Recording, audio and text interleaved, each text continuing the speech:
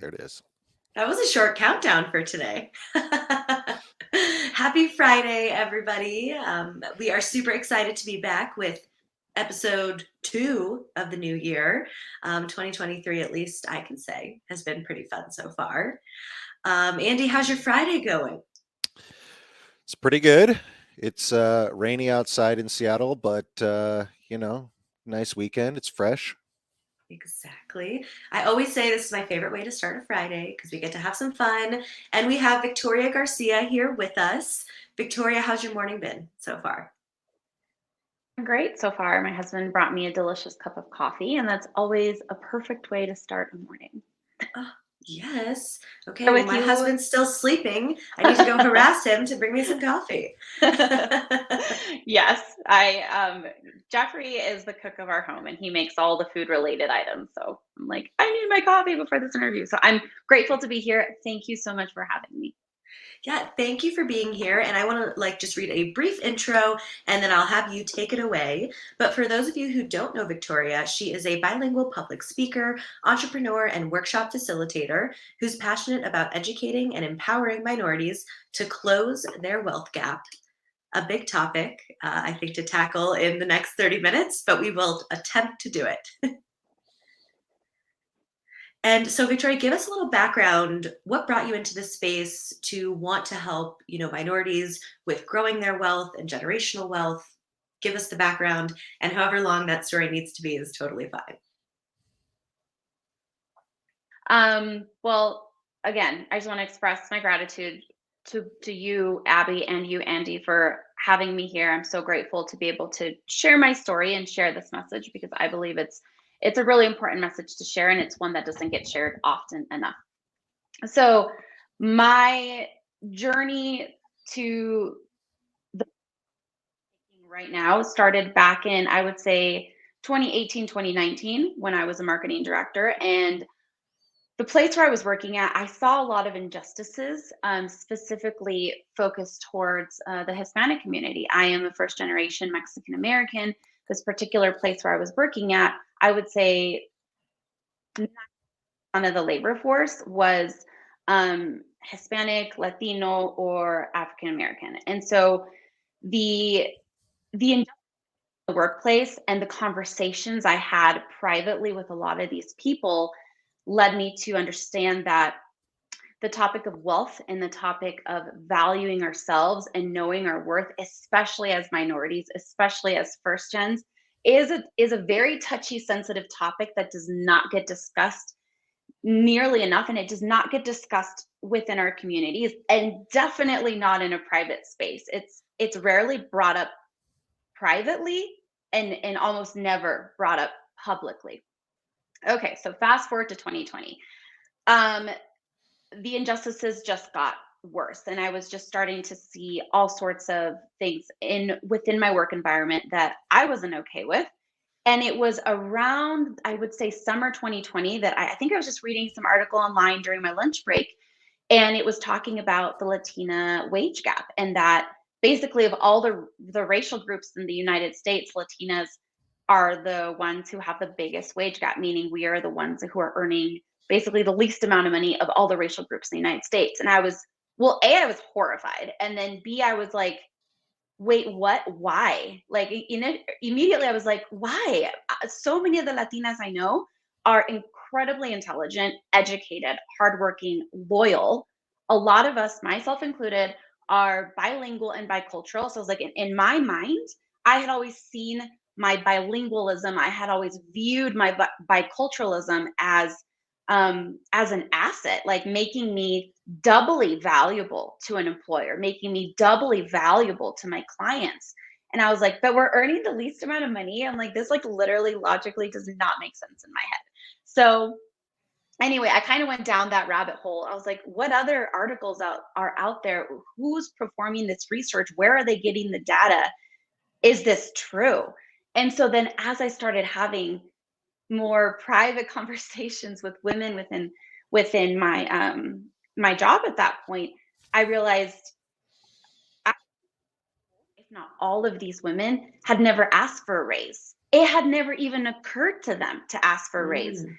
A 401k plan was not something my company offered, nor was it something that anyone was talking about. Investments were also not something that was talked about within the company. And so I was like, oh my gosh, no wonder our wealth gap is so large. We're not even having discussions about money, even with our friends and not our family members either. And so anyway, I launched Latinas Who Dare in 2020. Like, I think it was like July, August. Andy was actually part of that launch, as a way to not only spread awareness about the wage gap issue, particularly affecting Latinas specifically, but also to help these women do something about it. Because what I told my community was like, look, will probably take many, many, many years. We will probably be like long gone before the wage gap is actually closed. But I was like, during our lifetime, we can do something about it. We can create awareness about it so that the next generation, so that our daughters, our granddaughters don't have to live through what we had to live through, right? And so I was like, in the meantime, the wealth gap closes, or the wage gap closes. I was like, why don't we do our absolute best to close our own wage gap by utilizing the funds that we generate from our businesses and reinvesting those funds, learning, like educating ourselves about investments, educating ourselves about maybe investing in real estate. What is the stock market all about? Like utilizing those extra funds to build wealth. And so it's just like a concept that I came up with because it's kind of what I was doing, and it was what was helping my own family build that generational wealth that I hope to one day pass on to my son. And then it just kind of skyrocketed and went all over the place from there. So I started hosting events for Latinas specifically so they could come and sell their products, sell their services, talk about what they do as business owners. And then we all started kind of hiring each other, like within our own community. I guess I kind of formed like almost like a BNI group without even like making it officially a BNI group. It was just kind of like, oh, you need an attorney. This girl over here, Cristina Uribe, she's an attorney. Or, you need this legal service over here. Montserrat has this legal service. So we just kind of started connecting each other and supporting each other so that we could help build wealth within our little community. And so anyway, that was the initiation. And this led to me wanting to host a live event to discuss this topic on a wider scale and take it beyond just helping Latinas close the wage gap, because I realized the wealth gap is real and it's not just plaguing Latinas. I mean, that's an amazing story behind what you do, and I think it's amazing that it started with your own journey of, hey, I wanted to create this wealth for myself. So you're like, hey, I've been there, I wanted to create this. What are some of the other groups that you also feel like maybe could benefit from working on this, having a safe place to ask questions, because there isn't always that in the financial world? Yeah, groups are just other groups of minorities who are first generation Americans, regardless of what country they come from, regardless of their background. Because obviously, if your parents were raised in a different country, like their country of origin, that is how they're going to raise you. It's going to take you as a child a while to figure out the system and navigate the system on your own if you don't have multiple generations going back who know how the American economic system works, or know how the American education system works. Like both of my parents were born and raised in Mexico. They worked there. That's where they went to school. Like they didn't know anything about how things work here in the US. So that was something that I myself needed to navigate.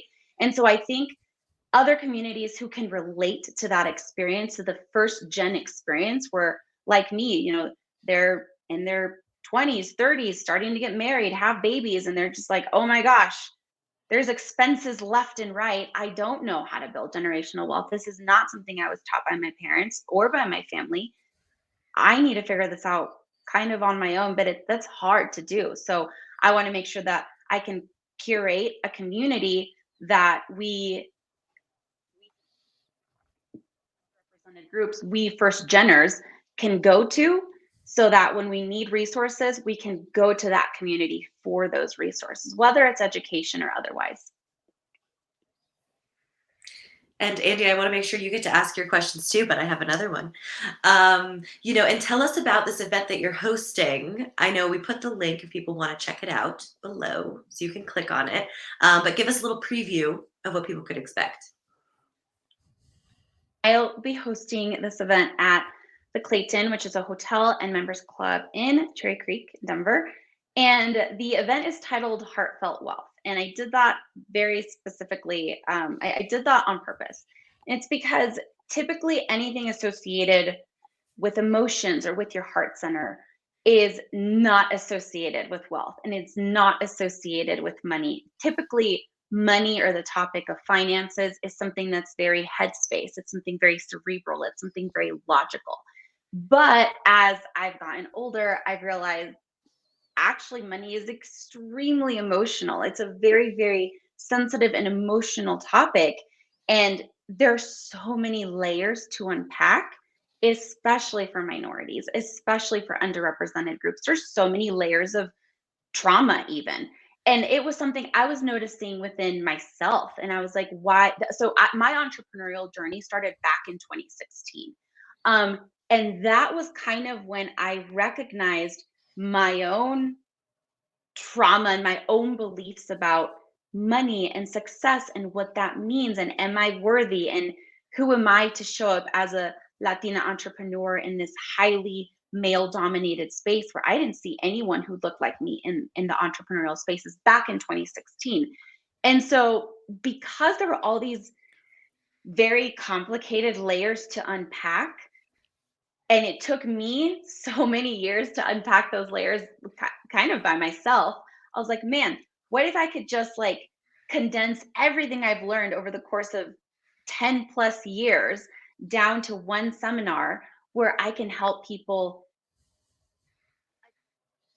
more from a holistic point of view, from an emotional point of view, from a heartfelt point of view, because you can't truly really build and sustain wealth, whether that's through entrepreneurship or otherwise, if you have a lot of layers that you have not recognized and unpacked. I'll give you a really basic example. If you have not figured out what your parents believed about money, like for example, what your mother believed, what your father believed, what they taught you about what does it mean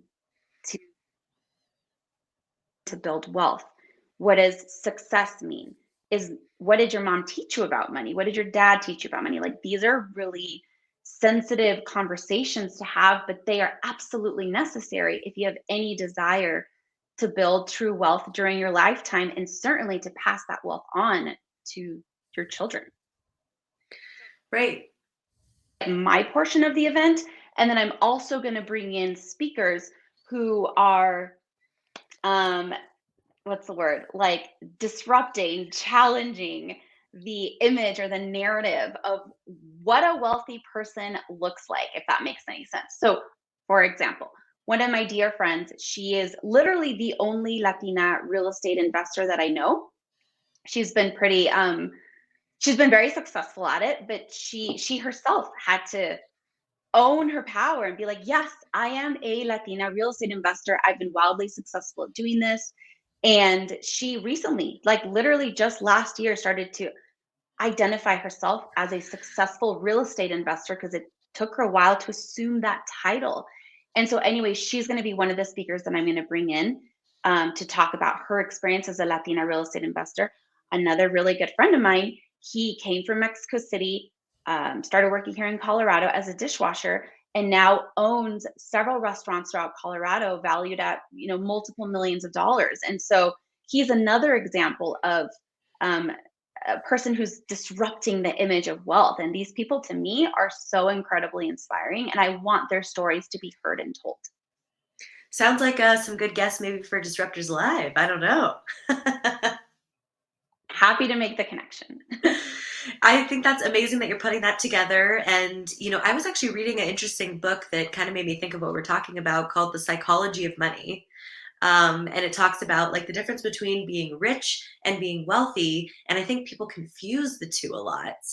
Can you kind of speak to that a little bit? Who wrote that book? I've never heard of it. I should probably read Oh, it. let me Google it. Stand by. But I All will right. bring you a copy. The Psychology of Money, Morgan Housel. Really good book. I would highly recommend it.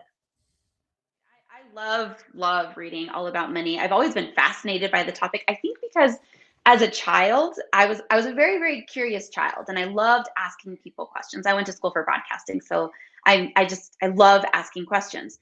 And I noticed even as a child that if I asked questions about money, people immediately like shifted and got weird, and like people's energy changed. And I'm like, why? It's just in my mind, I'm like, it's just money. Why are people getting so fidgety and weird? And I noticed specifically that that energy shift was very prominent in I mean, I guess men and women, but the women in my life, the women in my life got very uncomfortable and almost like, no, we don't talk about that. And I'm like, why don't we talk about that? We deal with money every single day. That's like saying we don't talk about water. Like we all drink water. So anyway, as a child, I became very fascinated about this topic that seemed very taboo. But anyway, Abby, back to your question. You asked the difference between being rich and being wealthy. I'm going to share with you my interpretation. This is how I've come to understand it. This is what I believe. I know that different people believe different things. This is just what I believe. Um, being wealthy is of being well-rounded and whole. To me, it's a holistic standpoint. It's a holistic place of being, because while you can be rich and have money, you through your health, or you can be lacking wealth through your friendships, because there are obviously different forms of wealth. Yes, of course, money is one of those forms of wealth. In my opinion, it is not the only form of wealth, because to understand, true wealth comes from being wealthy in the categories that matter to you. So if building wealth through friendships, through community matters to you, then that is absolutely a valid form of wealth. If having a healthy body and a healthy mind is a form of wealth for you, then cultivating that in addition to cultivating your money, that's another form of wealth. And so that is something that has become motto. That is something that has become like my guiding star, my northern star. Is if there is an area of my life where I'm feeling poor in, then I ask myself, is that an area of my life that I care to cultivate wealth in? So for example, there was a period in my life where I was very lonely. I was busy raising my son. Nobody in my circle had children. I became a mom very early in life. And so I felt very poor in my relationships. I felt very poor in my friendships. However, I felt extremely rich in my marriage. I had a beautiful, fulfilling, I mean, still do, but at that point in my life, I felt rich in my marriage, very poor in my friendships, and also very poor in my finances at that time. So throughout my lifetime, I'm almost 34. I've come to figure out what are the different categories of wealth that matter to me, and how can I cultivate more wealth in those categories that I care about. I love that. I feel like that kind of aligns with what they talk about in the book too. But I'll have to, so next time I see you, bring you a copy. I won't bring you mine because I've like underlined every page, but a new one. So, Andy, I feel like we got to hear from you over there. I know you have great questions always up your sleeve.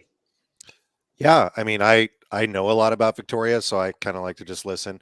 But one of the things that I'm curious about, I know that you really like to work closely with these groups of women, and now you're kind of expanding to all people, Latino and other minorities, and anyone who's experiencing lack mindset financially. But as you start doing these events, you've talked before about hoping that this could become a national thing someday. And I think a lot of operators that are coaches or authors or these kind of things want to start making courses and podcasts and all the things to reach the masses. You have a great message and you hope to build a framework that millions of people could use someday, but you also create really, really amazing experiential in-person events in Denver with, 30 to 50 people at a time. What is your plan for how this might grow? Do you think the event is the format where you could take these events around the country eventually? Maybe that still has that human to human touch versus virtual products? Question. Yeah, I've given that a lot of thought. And obviously, as both of you know, because both of you are business owners yourselves, like we can't like multiply ourselves. It'd be amazing if we could, but we can't. And so I have thought about, I'm like, what would be the best way to be able to continue to share this message beyond Colorado? And hopefully one day internationally. That's always kind of been a dream of mine. I'm like, how can I make it to Venezuela, Colombia, Mexico, Ecuador? Like, how can I make it to all these South American, other Spanish speaking countries?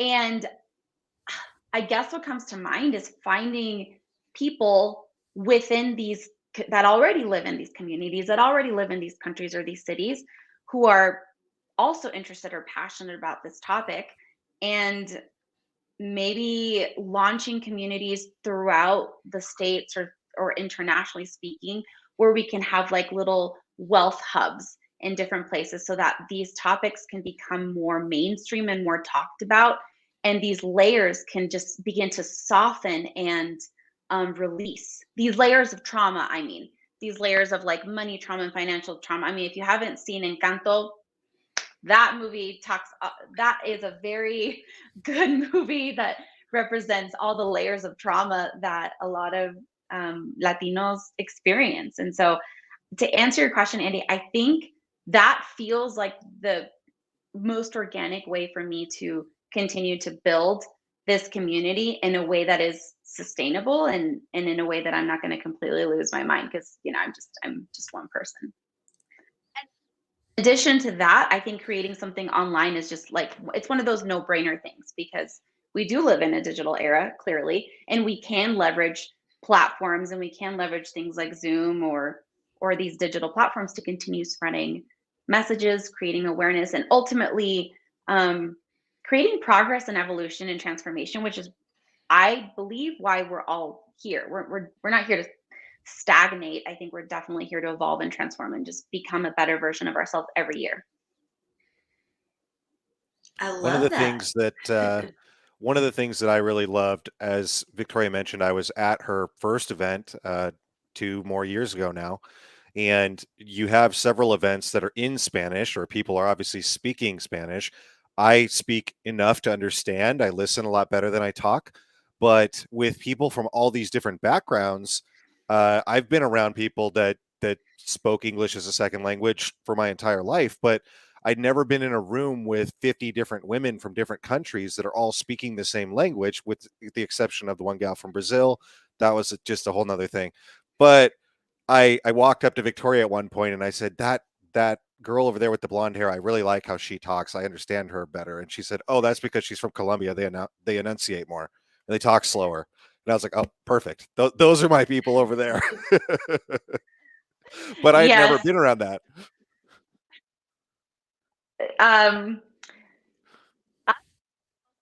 very diverse. I mean, Spanish is a beautiful and almost like complicated language, because it depends on the country. Is the accent, is like the different, what is it, like the different slang words, even within just Mexico. Like, this is not even talking about South America, just within Mexico there's so much diversity of language, just within my own country. So yes, we have a very delicious and juicy culture. Right? Not as exciting as English. I feel like you'll go to different places, sure, people will have different words, but it never sounds as nice. There are definitely those of us who are bilingual, and I know I do this all the time. I speak Spanglish. I mean, if someone's bilingual, my brain immediately switches, like code switches to Spanglish, because there are some words or some emotions that can be absolutely better expressed in Spanish. So I leverage that as much as I possibly can. And you have a whole separate business besides just empowering women, to learn more about their finances and close that wealth gap. Can you tell us a little bit more about the ceremonial cacao? And I think that is so interesting too. That whole business, I would say the idea for that business started back in 2019, but I didn't launch it officially until May 2021. So I sell artisan cacao blends that are meant to be consumed as food and as a health beverage. So my husband and I created 3 cacao blends because I discovered cacao as food and cacao as medicine back in Costa Rica, because typically chocolate has been introduced into the public as candy, as a treat. But when I tried raw chocolate back in Costa Rica in 2019, I was blown away by how good I felt. Like I can't explain. I just felt incredibly uplifted. I felt my mind felt clear. I was in a really good mood. And so when I went down the rabbit hole of like exploring all the health benefits of cacao, I was like, oh my gosh, this is excuse me, this is an incredible food that so few people know about from the perspective of, again, food and medicine. So Jeff, my husband and I, we began to play with different blends here at home, and certainly during 2020 when we just had a bunch of time on our hands, we ordered ingredients from a bunch of different parts. So we ordered cacao from a bunch of different countries and just started playing with different blends at home until we created 3 blends that we really, really loved. And so we began to just share some of these blends with friends and family, and just started asking them, what did they think? What did they feel? Did they like the flavor? And then in May 2021, we took our 3 best blends and launched them, and now we sell them throughout Colorado. I've hosted, I don't even know, dozens of cacao ceremonies at this point. And cacao, for me personally, has been absolutely fundamental to my own healing journey.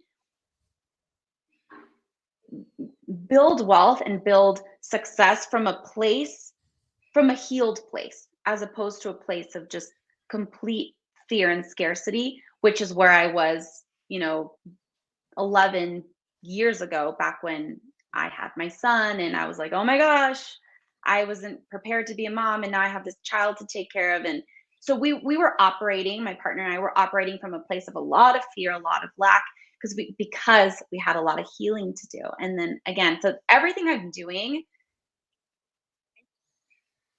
starting my cacao business, these things, although they are separate energetically, because they're just 2 totally different things I'm doing, they're still connected and they're still intermingled. So yeah, that's, and our business is called Apapacho Cacao. Amazing. And where can people find that? Give us the shameless plugs, the websites, social media.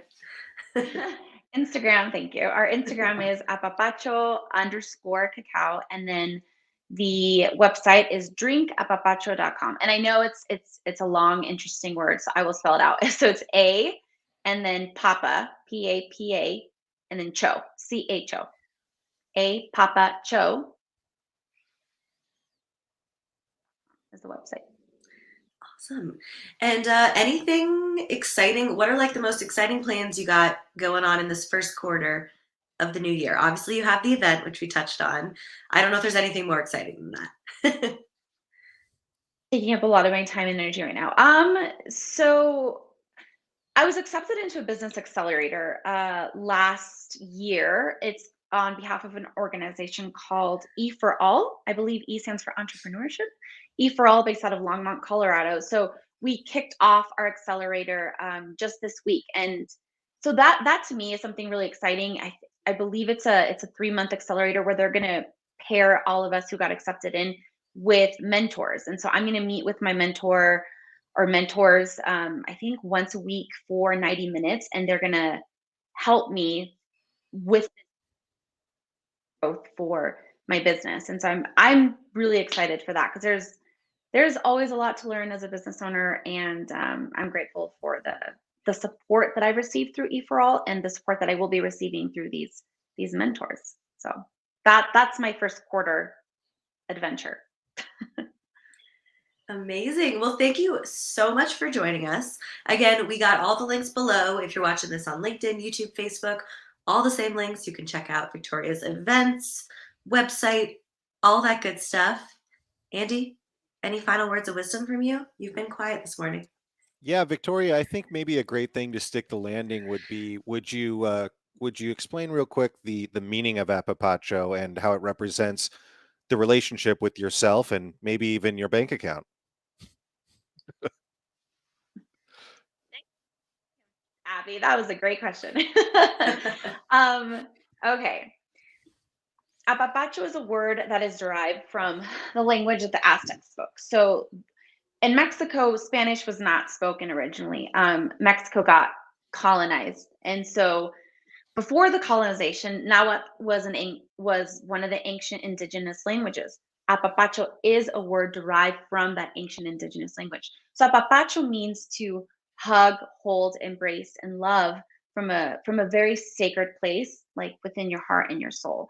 And I cannot give or receive a fake apapacho. If you are giving an apapacho to someone, it's always genuine. And I always tell people, I'm like, it's if you, very similar to like you just loving on your dog or you just loving on your child or embracing someone or an animal or whatever that you really, really love and just expressing that sacred form of affection or receiving that sacred form of affection. So these are my beliefs. I believe that one of the foundations to building anything meaningful during your lifetime is a sense of self-reverence and self-love. And those were two things I did not have for myself for many, many, many years. And so cacao is a plant medicine.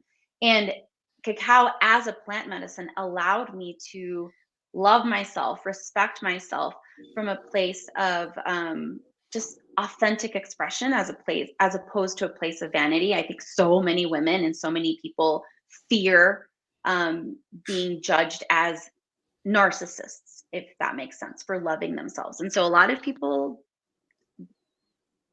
love themselves, but you cannot create anything from a place of not self-love. So anyway, I always tell people that when our intention is that when someone drinks a cup of our cacao, that as they drink the cacao, they feel that energy of an apapacho that we like to refer to as a hug in a mug. So we hope that you feel hugged when you're drinking our cacao and ultimately begin to cultivate that sense of self-love. Well, very well explained. I'm sold. I'm going to go order some right now. Thanks. Victoria, thank you again for joining us. And Andy, thank you for always your great questions. We will see everybody next week, and I hope everyone has an amazing weekend.